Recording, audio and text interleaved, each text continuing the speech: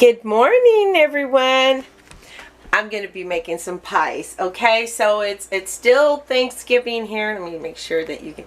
It's still Thanksgiving, and I have to do the run to feed the home. I got so much to do in a little bit of time. So I'm going to show you how to make some pie crust, and then the pie, some apple pie, and a sweet potato butternut squash pie, and possibly a pecan pie if I have enough time. I still have to make potato salad. I still have to make my candied yams, and yeah, I have a lot to do. So here we go. I'm going to, hopefully you could see that. Now what I did was I'm mixing my spelt because I didn't pick up the bag of flour that I should have picked up. So I have spelt here, and so I keep my flour in the refrigerator. I keep all my flours in the so they don't turn rancid. So I'm mixing it my unbleached flour with my spelt because I didn't get enough flour. So I wanted to make a cake. Hopefully, I don't know, we'll see if I have time, if I can make I might make a pear cake. So we'll see what happens. So okay, so what I'm going to start off first is I'm going to peel these. I'm going to peel them. This is going to be like a few videos. So, and there's only 5. I'm preheating my oven at 400. Okay. So, and if you don't have for the blind bake, if you don't have, the reason why you want to do the blind bake is because you don't want a raw dough on the bottom. So you can use beans, is what I use, so for your blind bake. Okay, and so I'll probably be making like 3 pies, I'm not too sure. So anyways, but what you want to do, you want to have a bowl of water, let's see, and then you want to get some lemons in there. Let me see, I got 1. Any kind of acidity lemon in there will be good. So you want to get some lemon, okay, and you want to cut it. Where's my knife? You want to, yeah, and that's going to be, and then you can get that at the store, but why when I have this? I just have this. I usually rinse out my, I'm not going to put that one in, but I rinse out my lemons. So, yeah. My lemon, rinse that out like that. And rinse out another one like that. And then just stick it in there. And then what that's going to do is keep it from browning. You don't want your apples to brown.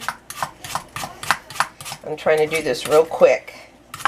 So as soon as I peel the apple, okay, and you know what, you can keep those peelings and actually make an apple jelly.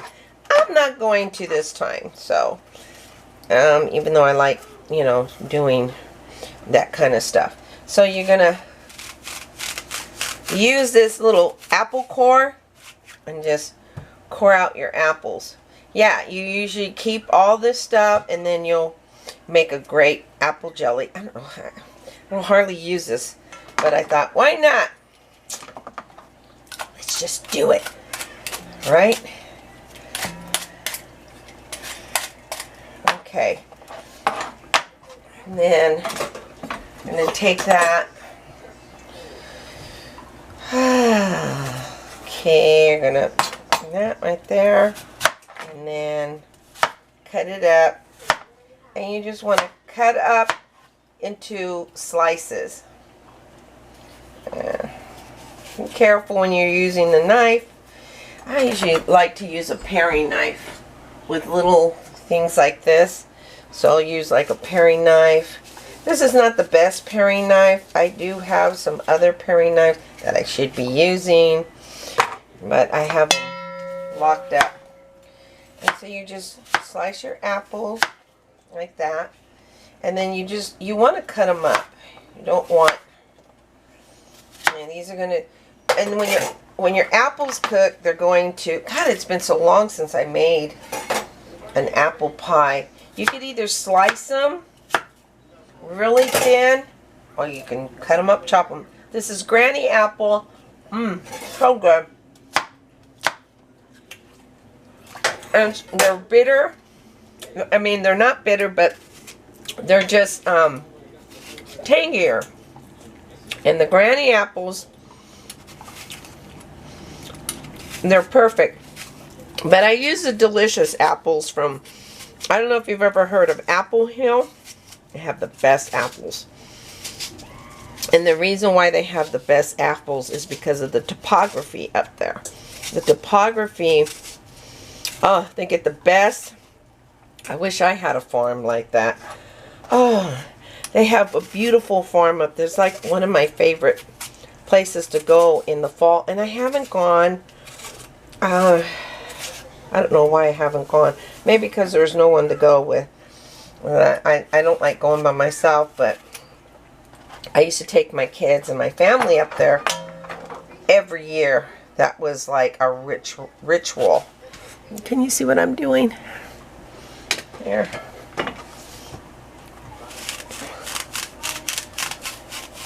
Oh, shoot. I kind of went backwards. I mean, wrong there. Because I'm trying to show you. Ah, there it goes. Okay.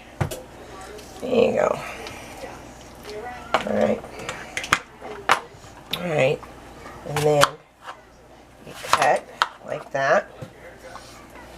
And then, where's my knife? My other knife.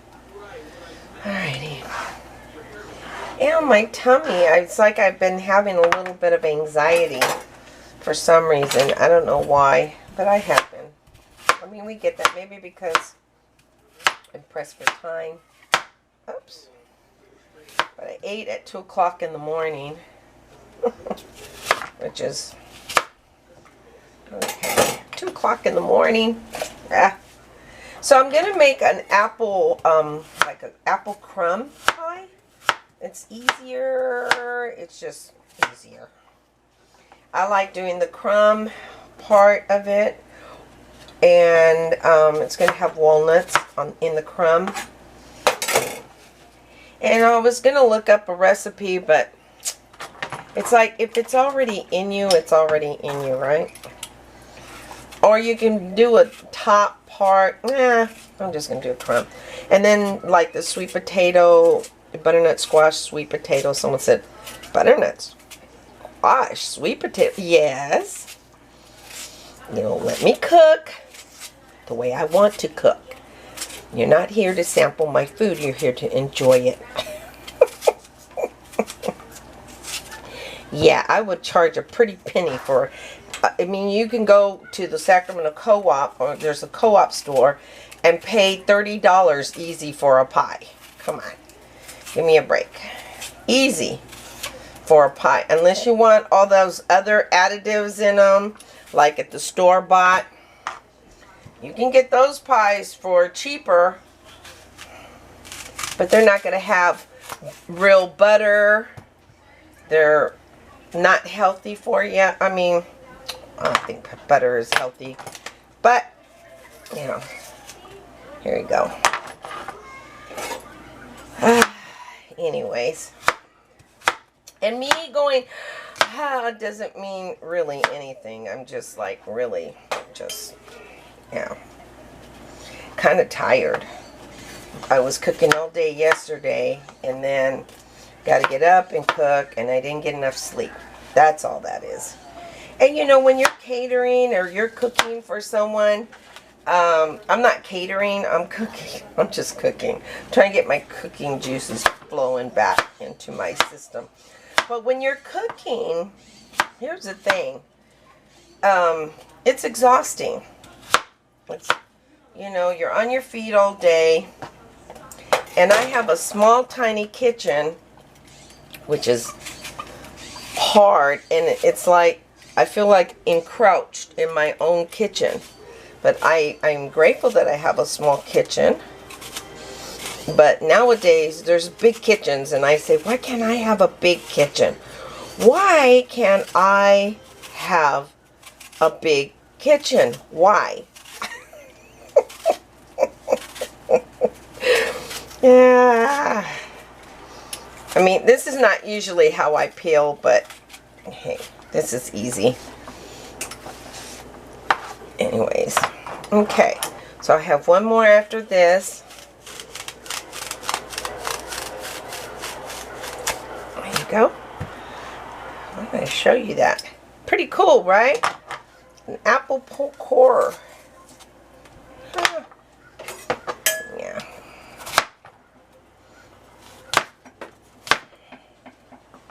And then you want a paring knife. Always have a paring knife with you to get these little, and then you can also peel with the paring knife. It's a way of peeling with the paring knife.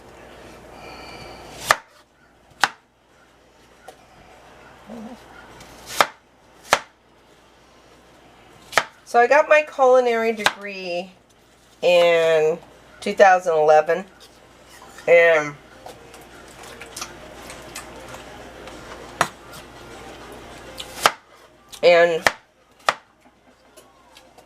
I thought about becoming a teacher and teaching students. And teaching runs in our family.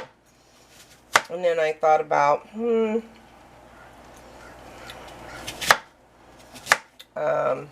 teaching does run in our family. And I thought about running a restaurant, and I've done that before. I didn't like it. There's too much drama in a restaurant. And there is drama in the restaurant. There's drama in the trucking. There's drama. I think there's drama in certain jobs, but I saw too much drama in the kitchen in the restaurant. Unless, you know, it was a restaurant that I would run, but I don't know, between managers and kitchen managers, and I mean, that stuff gets crazy. And then, you know, 4 out of 5 restaurants is probably higher now. Fail. But now I've noticed that there's been a lot of restaurants that are put up in our area that aren't really familiar. So, anyways, and I don't know. I thought about having a cafe. I thought about it'd be nice to have a nice restaurant. I mean, that's always been a dream of mine, even as a kid. I've always wanted to have a restaurant. But it's hard, you know. It's hard. I don't know. So I just became a home cook. I had my catering. I tried opening up 3 restaurants and gracefully failed at each one. And the last restaurant that I had, almost literally, it gave me 2 minor strokes. So it's hard having a restaurant. It really is when you have other responsibilities. So kudos to those who have restaurants. You got to make sure that your food is clean. You have to make sure that you're underneath, you know, the health department. Make sure that your lease is on point. I'd rather have my own, but you know. And now in Southern California, which is pretty cool, they are beginning to, hold on, to do restaurants, open up restaurants in their homes. And I said, wow, if I had a home, if they would allow me to have my own restaurant in my own home, oh, I would go near water. Anywhere where there's water. Not the river, but like that's where I would go. Like near water or ocean. Mendocino County or I don't know, Santa Cruz, somewhere in the coast would be nice. Okay, so I have this, so I'm going to go ahead and put this. In the meantime, well, actually, I'm going to go ahead and leave that soaking. I'm going to let that soak. Let that soak up that lemon juices, which is going to make it more flavorful. So I'm going to put this over here, and now I'm going to make some crust. Okay, some pie crust. So, okay, so you have a nice clean bowl. Okay, for your pie crust. It should be easy to do, and I haven't done a pie crust in years, so you could flavor up your pie crust with some cardamom, and you can use all kinds of flavors in your pie crust. So I'm just going to wing this because, heck, I know what you have to have. Flour, you have to have a little bit of liquid, which I'm going to use evaporated canned milk, just a little bit of that, because that's going to go into my pie. And this should do about a couple, at least, yeah, probably need about, I just want enough for 2 pie crusts. And you can always freeze it if you get too much. So I add just a little bit of salt, and what I use, and what I was told to use, that the iodized salt is what we use for when it comes to baking. Why, I don't know. I guess there's a scientific thing behind it.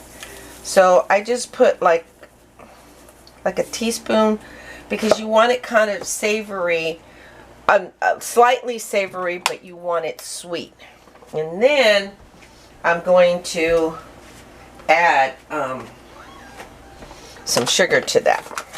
So you want it like a cookie, and you could use like a coconut if you want to use the coconut oil for your pie crust. I'm not doing all that stuff, so I'm not doing coconuts and stuff like that.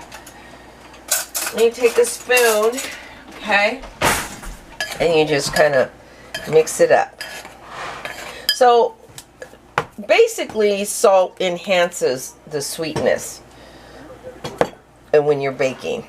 And there's other things that it does scientifically, the chemistry behind the,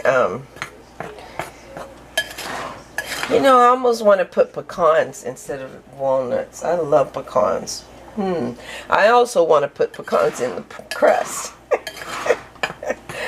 I don't know, just kind of venturing. I'm thinking outside of the box here, because, you know, pie crusts are fun. But anyways, I might do that. I might go ahead and do it. We'll see. We'll see where my venturing spirit goes on this. So you want to thoroughly mix that up.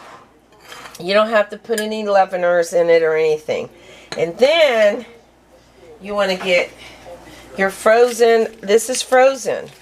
So I had it in the freezer. Your frozen, I just took it out a few minutes ago, but it's literally frozen. Your frozen butter, okay?